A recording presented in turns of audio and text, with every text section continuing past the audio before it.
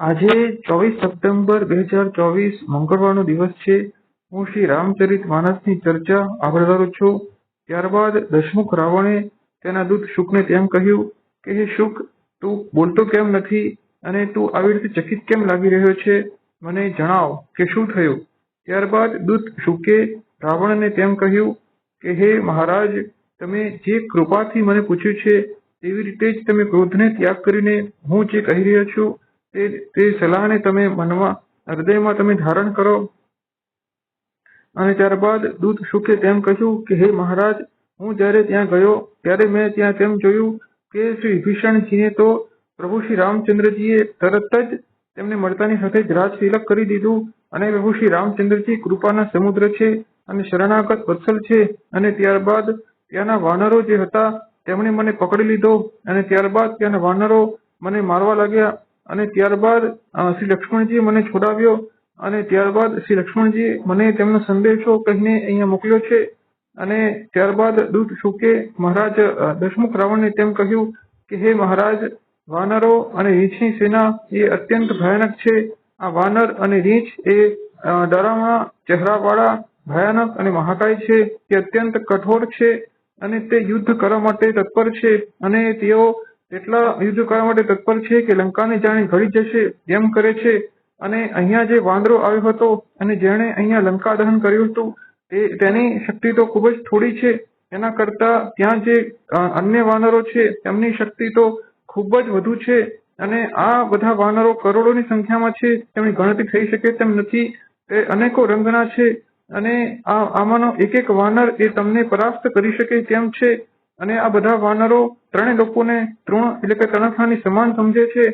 અને આ બધા વાનરો એ તમારા ઉપર લંકાનગરી ઉપર યુદ્ધ કરવા માટે તત્પર છે.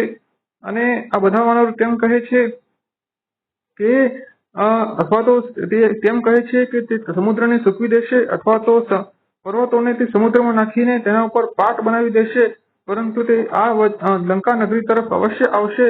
અને આ બધા વાનરો અત્યંત યુદ્ધ કરવા માટે તત્પર છે. પરંતુ પ્રભુ શ્રી રામચંદ્રજી તેમને સમજાવે છે. અને પ્રભુ શ્રી રામચંદ્રજી એ દયાના સમુદ્ર છે. અને પ્રભુ શ્રી રામચંદ્રજી તમારા નાના ભાઈ વિભીષણજીની સલાહ માનીને સમુદ્રને પ્રાર્થના કરી રહ્યા છે કે કોઈ ઉપાય બતાવે. આ સાંભળીને રાવણ હસ્યો અને તેમ બોલ્યો કે આવી બુદ્ધિ છે એટલે જ વાનરોને પોતાના સહાયક બનાવ્યા છે. ત્યારબાદ રાવણે તેના દૂત શુકને તેમ કહ્યું કે હે દૂત, તું શત્રુના ખોટા વખાણ મારી સામે કરીશ નહીં. જે શત્રુ ડરપોક વિભીષણની વાત માનીને સમુદ્રની સાથે બાળહઠ કરે છે તેના બુદ્ધિ અને બળને હું સમજી ચૂક્યો છું. અને ત્યારબાદ રાવણ હસ્યો. ત્યારબાદ દૂત શુકે રાવણને તેમ કહ્યું કે હે રાવણ, લક્ષ્મણજીનો જે સંદેશો છે તે વાંચી લો અને તમારી છાતીને ઠંડી કરો. ત્યારબાદ રાવણે તે ચિઠ્ઠીને તેમના મંત્રીઓને આપી અને મંત્રીઓને ચિઠ્ઠીને વાંચી. તેમાં લખ્યું હતું કે હે રાવણ, જો તું તારું હિત ઈચ્છતો હોય તો શ્રી સીતાજીને શ્રી રામચંદ્રજીને ત્યાં પાછા મોકલી દે અને તારા નાના ભાઈ વિભીષણની જેમ જ તું શ્રી રામચંદ્રજીના ચરણોમાં આવીને તેમનું ભજન કર. નહીંતર શ્રી રામચંદ્રજી તને અને તારા પરિવારને પોતાના ક્રોધમાં ભસ્મ કરી દેશે. આવું અને તારી હાલત પતંગા જેવી થઈ જશે. આવું તે ચિઠ્ઠીમાં લખ્યું હતું. અને આ ચિઠ્ઠીને સાંભળતાની સાથે જ દશમુખ રાવણ મનમાં અત્યંત ભયભીત થઈ ગયો. પરંતુ તે હસ્યો અને તે તેમ બોલ્યો કે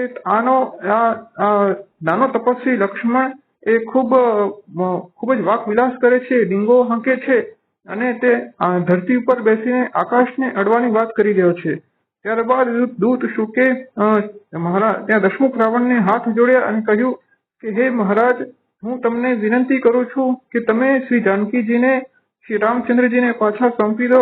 અને જેવું દૂત શુકે રાવણને તેમ કહ્યું કે શ્રી જાનકીજીને પાછા સોંપી દો, તરત જ દુષ્ટ રાવણે તેના દૂત શુકને લાત મારી. અને દૂત શુકે પણ ત્યાર પછી ભીષણજીની જેમ જ રાવણને મસ્તક નાવ્યું. અને તે વિભીષણજીની જેમ જ તે દૂત શુક શ્રી રામજીને ત્યાં પહોંચી ગયો. શ્રી રામજીને તે દૂતે બધી કથા કહી અને શ્રી રામજીએ તેને મુનિ બનાવી દીધો અને તે મુનિ પોતાના આશ્રમમાં જતો રહ્યો. ત્યારબાદ શ્રી શિવજી કહે છે કે હે ઉમા, આ દૂત શુક વાસ્તવમાં પૂર્વજન્મમાં એક મુનિ હતો, પરંતુ શાપના લીધે તે રાક્ષસ બની ગયો હતો અને હવે તે ફરીથી મુનિ બની ગયો છે અને તે પોતાના આશ્રમમાં જતો રહ્યો છે.